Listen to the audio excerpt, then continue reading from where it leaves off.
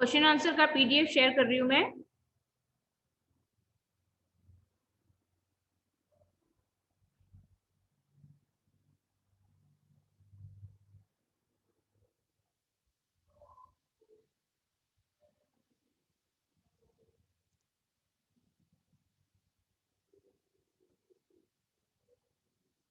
पहला प्रश्न है, यासुकी चान को अपने पेड़ पर चढ़ाने के लिए तोत्तो चान ने अथक प्रयास क्यों किया? है ना, अथक यानी बहुत अधिक, बिना थके बिना रुके।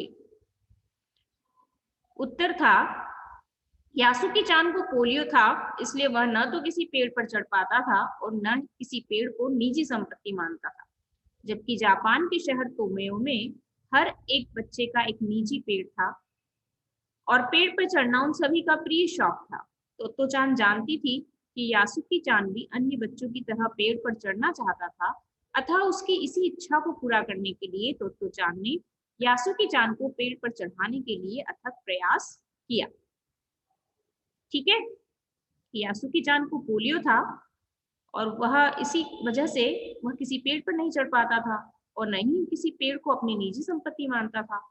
जबकि उनके स्कूल में हर एक बच्चे का निजी पेड़ था और पेड़ पर चढ़ना सभी का शौक था। अब तोतो चान ये जानती थी कि यासुकी चान भी चढ़ना तो चाहता है पेड़ पर, है ना, क्योंकि इच्छा तो उसकी भी होती होगी, लेकिन अपने पैरों की वजह से वह पोलियोग्रस्त था, इसलिए वह नहीं चढ़ पाता था। तो उसकी इसी इच्छा को पूरा करने के लिए तोतो चान ने यासुकी चान को पेड़ पर चढ़ाने के लिए बहुत कठिन प्रयास किया। दूसरा, दृढ़ निश्चय और अथक परिश्रम से सफलता पाने के बाद तोत्तो चान और यासुकी चान को अपूर्व अनुभव मिला। इन दोनों के अपूर्व अनुभव कुछ अलग अलग थे। दोनों में क्या अंतर रहे, लिखिए। अच्छा प्रश्न है ये कि तोत्तो चान का अनुभव कि दोनों ने बहुत मेहनत करी और दोनों को एक अलग ही अनुभव मिला, है ना। दोनों के अनुभव कुछ कुछ अलग थे। कैसे अलग थे? क्योंकि तोत्तो चान तो अक्सर पेड़ पर चढ़ा करती थी, लेकिन यासुकी चान के लिए पेड़ पे चढ़ने का जो अनुभव था वो एकदम अलग था। वो पहली बार पेड़ पर चढ़ा था और तोत्तो चान पेड़ पे तो चढ़ा करती थी, लेकिन यासुकी चान को पेड़ पे चढ़ाने का उसका जो अनुभव था वो बिल्कुल अलग था। तो दोनों के अनुभव अपूर्व थे, दोनों के अनुभव अलग अलग थे। तो दोनों में क्या अंतर है ये हमें लिखना है। तोत्तो चान का अनुभव, तोत्तो चान स्वयं तो रोज ही अपने निजी पेड़ पर चढ़ती थी और खुश होती थी, परंतु आज पोलियो से ग्रस्त अपने मित्र यासुकी चान को पेड़ की द्विशाखा तक पहुंचाने से उसे प्रसन्नता के साथ साथ अपूर्व आत्मसंतुष्टि भी प्राप्त हुई। यासुकी चान का अनुभव, यासुकी चान को कैसा अनुभव हुआ कि यासुकी चान को पेड़ पर चढ़कर अत्यधिक प्रसन्नता हुई। उसके मन की ऐसी इच्छा पूरी हुई जो उसके लिए असंभव थी। उसने पेड़ पर चढ़कर पहली बार दुनिया को निहारा। तो दोनों के अनुभव अपूर्व थे और दोनों के अनुभवों में अंतर था। एक को चढ़ाने में बहुत अधिक प्रसन्नता थी और दूसरे को चढ़ने में बहुत अधिक खुशी मिली, है ना। तो ये दोनों के अनुभव का अंतर था। तीसरा प्रश्न है, पाठ में खोजकर देखिए कब सूरज का ताप यासुकी चान और तोत्तो चान पर पड़ रहा था। वे दोनों पसीने से तरबतर हो रहे थे और कब बादल का एक टुकड़ा उन्हें छाया देकर कड़कती धूप से बचाने लगा था। आपके अनुसार इस प्रकार परिस्थिति के बदलने का क्या कारण हो सकता है? हमने लेसन में पढ़ा है ना कि सूरज की जो किरणें थी, रोशनी थी, बहुत तेज धूप थी। यासुकी चान तोत्तो चान जब पेड़ पर चढ़ रहे थे तो बहुत तेज धूप थी, दोनों बहुत पसीने से तरबतर हो रहे थे, है ना। लेकिन तभी अचानक बादल का एक टुकड़ा आता है, जैसे वो टुकड़ा उन्हें छाया देने के लिए आया हो, कड़कती धूप से बचाने के लिए, है ना। तो इस प्रकार से परिस्थिति बदलने का क्या कारण हो सकता है? सूरज का ताप उन पर तब पड़ रहा था जब तोतो चान और यासुकी चान एक तिपाई सीढ़ी के द्वारा पेड़ की द्विशाखा तक पहुंचने का प्रयास कर रहे थे। तिपाई यानी 3 पायों वाली, है ना, जिसके 3 पैर हैं, ऐसी सीढ़ी के द्वारा वे पेड़ की उस शाखा तक पहुंचने का प्रयास कर रहे थे। द्विशाखा यानी पेड़ की एक शाखा से 2 शाखाएं निकली हुई, ना, पेड़ की 2 टहनियां एक साथ निकली हुई। बादल का टुकड़ा बीच बीच में छाया करके उस समय उन्हें कड़कती धूप से बचा रहा था, जब तोतो चान अपनी पूरी ताकत से यासुकी चान को पेड़ पर ऊपर की ओर खींच रही थी। इस प्रकार परिस्थिति बदलने का कारण दोनों मित्रों के प्रति प्रकृति की सहृदयता और कोमलता थी। प्रकृति भी चाहती थी कि दोनों बच्चे अपने अपने प्रयास में सफल हों।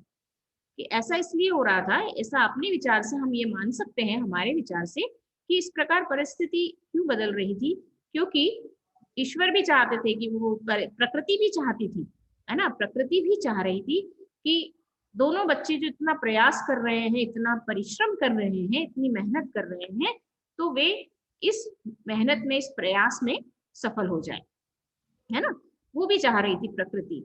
तो यह प्रकृति की सहृदयता और कोमलता थी उन दोनों बच्चों के प्रति, इसलिए शायद परिस्थिति बदल रही थी और बादल का टुकड़ा है उन्हें कड़कती धूप में भी छाया दे रहा था। अगला प्रश्न है, यासुकी चान के लिए पेड़ पर चढ़ने का यह अंतिम मौका था। इस अधूरे वाक्य को पूरा कीजिए और लिखकर बताइए लेखिका ने ऐसा क्यों लिखा होगा। अंतिम मौका था उसके लिए, क्योंकि उसके बाद तो कोई और तो उसे इतना पेड़ पर वापस चढ़ाएगा नहीं जैसा तोतो चान ने चढ़ाया था, तो संभवतः उसके लिए यह अंतिम मौका ही था। तो लेखिका ने ऐसा इसलिए लिखा होगा क्योंकि एक तो यासुकी चान पोलियो से पीड़ित था और स्वयं पेड़ पर चढ़ने में असमर्थ था, कि वो स्वयं तो चढ़ नहीं सकता था। दूसरा, तोतो चान बहुत जोखिम उठाकर अपने माता पिता को बिना बताए उसे पेड़ पर चढ़ा पाई थी, परंतु शायद वह दोबारा ऐसा कभी न कर पाए, कि तोतो चान ने भी अपने मम्मी पापा को नहीं बताया था और बिना बताए ही उसे पेड़ पर चढ़ाया था। बहुत उसने रिस्क ली थी उसके लिए, अब शायद दोबारा वह ये रिस्क न ले सके, है ना। और दूसरी तरफ वह खुद पोलियो ग्रस्त था, इसलिए वह नहीं चढ़ पा, वह चढ़ने में असमर्थ था। तो ये दोनों ही कारण थे, इसलिए लेखिका ने ऐसा लिखा होगा इस वाक्य को कि अंतिम मौका था, कि वह इसके बाद शायद ही कभी पेड़ पर चढ़ पाए। पाठ से आगे का प्रश्न है ये, प्रश्न नंबर 5 जो है पाठ से आगे का प्रश्न है।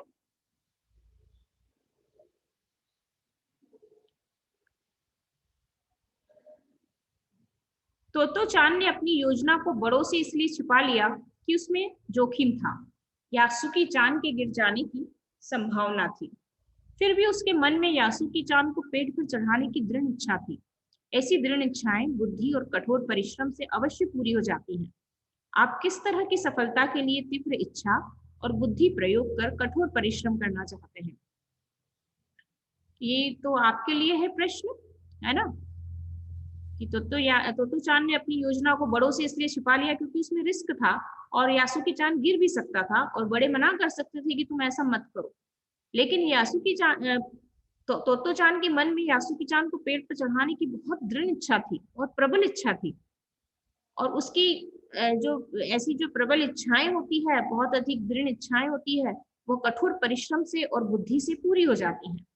तो आपके मन में अपनी किस तरह की सफलता के लिए, कि आप कैसी सफलता चाहते हैं जिसके लिए आपको तीव्र बुद्धि और इच्छा का प्रयोग करके, कठिन परिश्रम करके आप किस तरह की सफलता को प्राप्त करना चाहते हैं, तो ये तो आप स्वयं लिखेंगे, है ना, कि आप किन कार्यों के लिए कठिन परिश्रम करेंगे। किसी को कुछ बनना है, कुछ पाना है जीवन में, कुछ सफलता पानी है, कुछ अच्छा बनना है, अच्छा करना है, तो उसके लिए कठिन मेहनत, परिश्रम और बुद्धि का प्रयोग तो करना ही पड़ेगा, है ना। सबका अपना अपना लक्ष्य है, किसी का लक्ष्य है बहुत पैसा कमाना, किसी का है कोई समाज की सेवा करना, किसी का कुछ है। आप बड़े होकर क्या बनेंगे तो आप ही जानते हैं आपको किन कामों में इंटरेस्ट है और आप किन कार्यों में अपने कठिन परिश्रम को और बुद्धि का प्रयोग करेंगे। यहाँ आंसर जो लिखा हुआ है, हम कुछ ऐसे कार्यों के लिए कठिन परिश्रम और बुद्धि का प्रयोग करेंगे जिसमें हम किसी के चेहरे पर मुस्कुराहट ला सकें अथवा किसी के लिए असंभव कार्य को संभव कर सकें। ऐसा ही करें आप लोग सब, मेरी तो यही इच्छा है कि आप लोग ऐसा ही कुछ काम करें, अपने परिश्रम और बुद्धि का प्रयोग किसी के चेहरे पर मुस्कुराहट लाने में और किसी के लिए, किसी और के लिए असंभव कार्य को संभव बनाने में करें। यही सबसे बड़ा हमारा, सबसे बड़ी सफलता यही होती है, जीवन का उद्देश्य भी यही होना चाहिए। अपनी माँ से झूठ बोलते समय तोतो जान की नजरें नीचे क्यों थी? क्योंकि वह झूठ बोल रही थी अपनी माँ से, है ना, और झूठ बोलते समय आप भी कभी अपने पेरेंट्स से झूठ बोलेंगे तो आंख में आंख डालकर तो झूठ कोई बोल नहीं सकता ना, क्योंकि उसका झूठ पकड़ा जा सकता है। आंखों से ही पता लग जाता है कि व्यक्ति झूठ बोल रहा है या नहीं, है ना। आंखें तो बहुत कुछ कह देती है, तो इसलिए कहीं उसका झूठ पकड़ा ना जाए, इसलिए अपनी माँ से झूठ बोलते समय तो चांद की नजरें नीचे थी, कि वह नीचे देखकर झूठ बोल रही थी, कि कहीं ऐसा ना हो कि मैं देखूं और माँ मुझे पहचान ले कि ये झूठ बोल रही है। तो इसलिए झूठ पकड़ा ना जाए, वह झूठ बोलते समय उसकी नजरें नीचे थी। यासुकी चांद जैसे शारीरिक चुनौतियों से गुजरने वाले व्यक्तियों के लिए चढ़ने उतरने की, ये तो क्वेश्चन आप स्वयं कर सकते हैं, इसमें तो ऐसा कुछ बताने जैसा नहीं है ना। इसके बाद भाषा की बात के क्वेश्चंस तो वन वर्ड में या पठित में कहीं भी पूछे जा सकते हैं। इनका पठित गद्यांश जो पूछे जाते हैं लेसन के, उनमें भी किसी पैराग्राफ में इन्हें ऐड किया जा सकता है। तो आपको बस इन्हें पढ़ना है, याद करने के लिए तो यही प्रश्न है। इसके अलावा कुछ अतिरिक्त प्रश्न हैं और वो भी हम देख लेते हैं।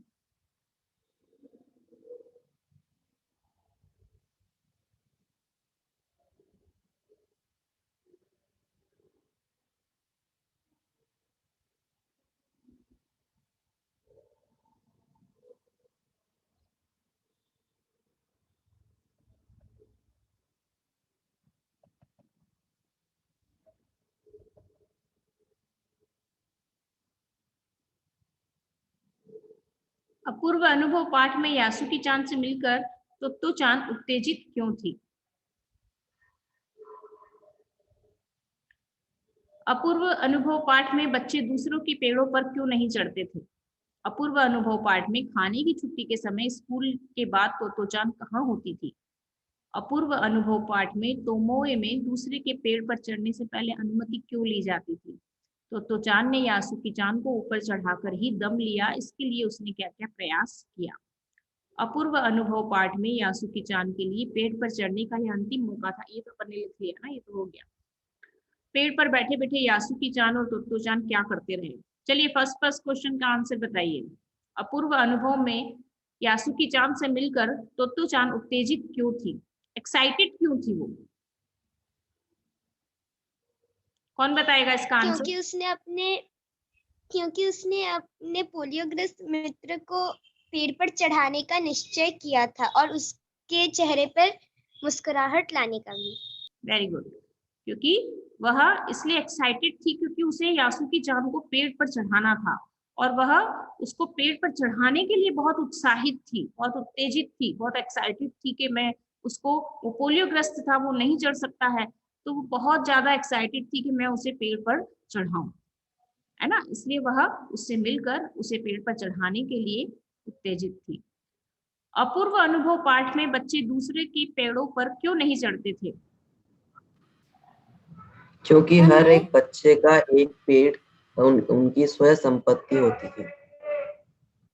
हाँ, क्योंकि पाठ में बच्चे दूसरे के पेड़ों पर इसलिए नहीं चढ़ते थे क्योंकि जो उनका पेड़ था वो निजी संपत्ति था, है ना, इसलिए वह किसी और के पेड़ पर नहीं चढ़ते थे। पाठ में खाने की छुट्टी के समय या स्कूल के बाद तो चांद कहाँ होती थी? नीचे इसके आंसर भी दिए हैं, अपन आंसर बाद में देखेंगे, पहले आप अपने आंसर्स बताइए, फिर मैच करेंगे उससे कि क्या आंसर सही है आपके। कहाँ होती थी तो चांद?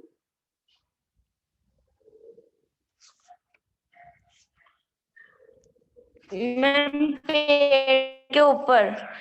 हाँ पेड़ के ऊपर। अक्सर वह खाने की छुट्टी के समय या स्कूल के बाद पेड़ के ऊपर चढ़ी मिलती थी। ऑब्वियसली पेड़ पर ही चढ़ रहेगी ना, कहाँ जाएगी, पेड़ ही तो रहता था, उनकी संपत्ति पेड़ था वहां पर। पाठ में तोमोए में दूसरे के पेड़ पर चढ़ने से पहले अनुमति क्यों ली जाती है? क्योंकि वहां हर बच्चे की अपनी एक एक पेड़ निजी संपत्ति होती थी, इसलिए दूसरे के पेड़ पर चढ़ने से पहले अनुमति ली जाती थी। हाँ, क्योंकि हर बच्चे का प्रत्येक पेड़ बच्चे का निजी संपत्ति होता था, इसलिए किसी और की संपत्ति में हम जाएंगे तो हमें अनुमति तो लेनी पड़ेगी ना भाई, किसी के भी घर में हम जाएंगे तो हम आ सकते हैं कि नहीं, है ना, शिष्टाचार होता है, ये शिष्टता होती है। तो चांद ने यासुकी चांद को ऊपर चढ़ाकर ही दम लिया, इसके लिए उसने क्या क्या प्रयास किया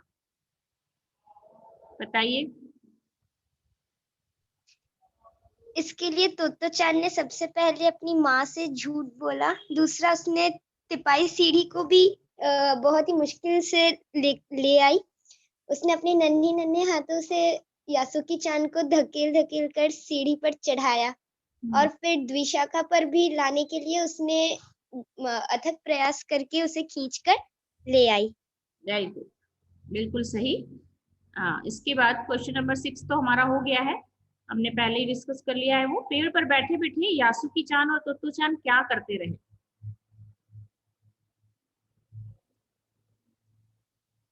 वे दोनों बहुत बातें करने लगे और यासुकी चान ने तोतो चान को टेलीविजन के बारे में भी बताया। हाँ, बहुत देर तक वे इधर उधर की गप्पे लड़ाते रहे, है ना। दोनों ने बहुत गप्पे की और उसने बताया कि उसकी बहन अमेरिका में है, उसने टेलीविजन के बारे में बताया, टेलीविजन के बारे में भी बात करते। तो इस तरह से दोनों गप्पे लड़ाते रहे, बहुत सारी बातें करते रहे। एक गद्यांश है इसमें, पठित गद्यांश जो आपके एग्जाम में आता है ना, एग्जाम में पूछा जाता है लेसन के बीच का एक पार्ट और उससे रिलेटेड क्वेश्चंस। तोतो चान उस समय यह तो न समझ पाई कि यासुकी चान के लिए जो कहीं भी दूर तक चल नहीं सकता था, घर बैठे चीजों को देख लेने के क्या अर्थ होंगे। वह तो यह ही सोचती रही कि सुमो पहलवान घर में रखे किसी डिब्बे में कैसे समा जाएंगे। उनका आकार तो बड़ा होता है, पर बात उसे बड़ी लुभावनी लगी। उन दिनों टेलीविजन के बारे में कोई नहीं जानता था। पहले पहल यासुकी चान ने ही तोतो चान को उसके बारे में बताया था। तोतो चान क्या नहीं समझ पाई कि एक सुमो पहलवान कैसे घर पर रखे छोटे से डिब्बे में समा सकता है। नहीं, तोतो चान यह नहीं समझ पाई कि यासुकी चान के लिए जो कभी दूर तक नहीं चल सकता था, घर बैठे वह कैसे चीजों को देख लेने का क्या मतलब होगा उसके लिए। और यह सोच रही थी वह, जब ये नेक्स्ट क्वेश्चन है ना, ये तोतो चान क्या सोच रही थी, तो तोतो चान यह सोच रही थी कि सुमो पहलवान, इतना बड़ा सुमो पहलवान घर के रखे किसी डिब्बे में कैसे समा जाएगा, यह वो सोच रही थी, है ना। मेरे ख्याल से ये दोनों होंगे आंसर, पर नीचे देखते हैं आंसर क्या है इसका सही होता है ईशा। उन दिनों टेलीविजन के बारे में कोई क्यों नहीं जानता था?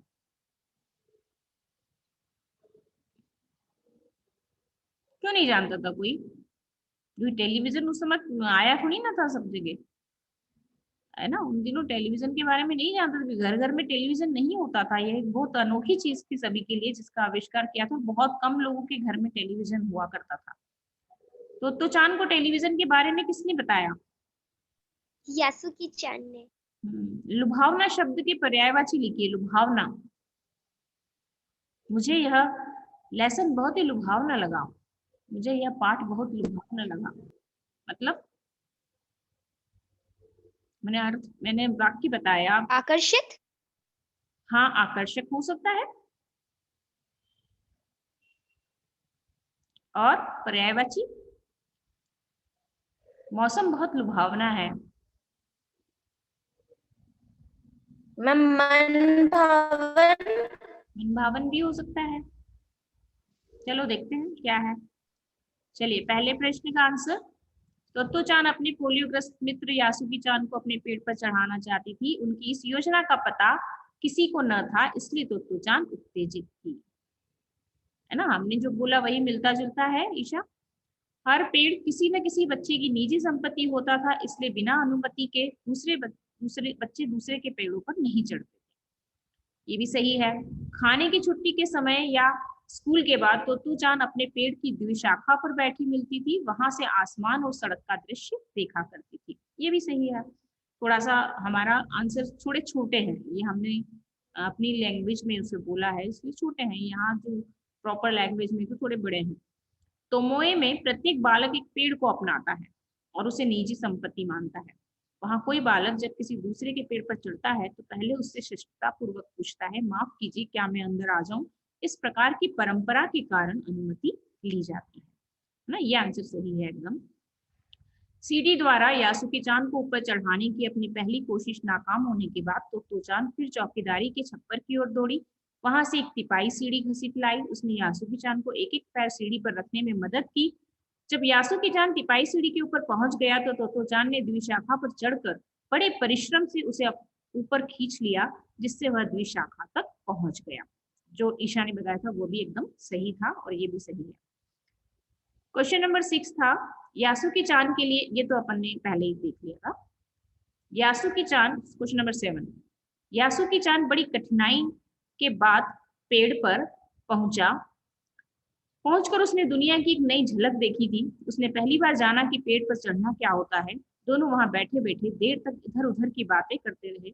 यासुकी चान ने तोतो चान को टेलीविजन के बारे में बताया। उसकी अमेरिका वाली दीदी ने यह बताया था कि जब टेलीविजन जापान में आ जाएगा तो वे घर बैठे सूमो की कुश्ती देख सकेंगे। उन दिनों टेलीविजन के बारे में कोई नहीं जानता था। यासुकी चान के लिए घर बैठे चीजों को देखना एक बड़ी उपलब्धि थी। यासुकी चान यही सारी बातें पेड़ पर बैठा बैठा तोतो चान को बताए जा रहा था और तोतो चान सोच रही थी कि इतने बड़े सूमो पहलवान एक छोटे से डिब्बे जैसे टेलीविजन में कैसे समा जाएंगे। इसके बाद पठित गद्यांश वाला। तोतो चान ये नहीं समझ पाई कि यासुकी चान के लिए घर बैठे किसी चीज को देख लेना क्या मायने रखता है, क्योंकि उसे यासुकी चान की परेशानियों का अनुमान नहीं था। तोतो चान यह सोच रही थी कि सूमो पहलवान घर में रखे किसी डिब्बे में कैसे समा जाएंगे, वे तो बहुत बड़े होते हैं। फिर भी इस बात की कल्पना तोतो चान को लुभावनी लग रही थी। उन दिनों टेलीविजन का आविष्कार नया नया ही हुआ था, उसका अधिक प्रचार प्रसार अभी नहीं हुआ था। अमेरिका के कुछ घरों में ही उपलब्ध हुए थे, पर जापान निवासी तब तक उस चीज से अनजान थे। यासुकी चान ने तोतो चान को टेलीविजन के बारे में बताया। लुभावना, सुहावना, मनोरम, मनोहारी, मनोहर, चिंता, कष्टक। ठीक है, कष्टक। तो ये इसके एक्स्ट्रा क्वेश्चन थे और वो इसके क्वेश्चन आंसर थे। हमने सभी के बारे में पढ़ा। ठीक है, अब लेसन आप लोगों को समझ में आ ही गया होगा, अच्छे से समझ में आ गया लेसन? Yes ma'am. तो कल हम इसका टेस्ट ले लें, टेस्ट ले लें रिवीजन के लिए। ये रिवीजन आप लोग अटेंड करें ज्यादा से ज्यादा बच्चे, ताकि जिन्होंने नहीं पढ़ा है पहले वो रिवीजन में कम से कम एक बार फिर से रिवाइज हो रहा है, शॉर्ट में हो रहा है, तो सारा सब कुछ वो देख तो ले, एक बार सुन तो ले, तो उन्हें कुछ तो समझ में आएगा। जिन्होंने पहले कभी क्लास अटेंड नहीं करी वो रिवीजन क्लासेस को अटेंड कर ले, ताकि उन्हें दिक्कत ना हो आगे, बिल्कुल ही नहीं समझ में आएगा नहीं तो क्या पढ़ेंगे वो 8th में आकर के। ठीक है, तो कल हम टेस्ट लेंगे इसका। यस। ठीक है, क्वेश्चन आंसर, क्वेश्चन हमने जो अभी क्वेश्चन देखे एक्स्ट्रा क्वेश्चन और जो बुक के क्वेश्चन है, क्वेश्चन टेस्ट में कुछ और ही होंगे, इसलिए पूरा लेसन अच्छे से प्रिपेयर कर लेना। ठीक है, एग्जाम में मैं वही पूछती हूँ जो कहीं नहीं होता है, केवल बुक में ही होता है और उसी लेसन में होता है, लेकिन क्वेश्चन में नहीं होता है। तो ये मत कहना कि क्वेश्चन कहाँ से आ गया मैडम। ठीक है, इसलिए लेसन पढ़ लेना अच्छे से। ठीक, और कोई डाउट है किसी को? पूछ लीजिए फिर, क्योंकि कल मैं टेस्ट ही लूंगी। और ये पीडीएफ दोनों मैं आपको ग्रुप में डाल दूं? Yes ma'am. ग्रुप में डाल दूं? आप लोग की पहले डाल रखी है क्या? मैंने कभी डाला है पहले?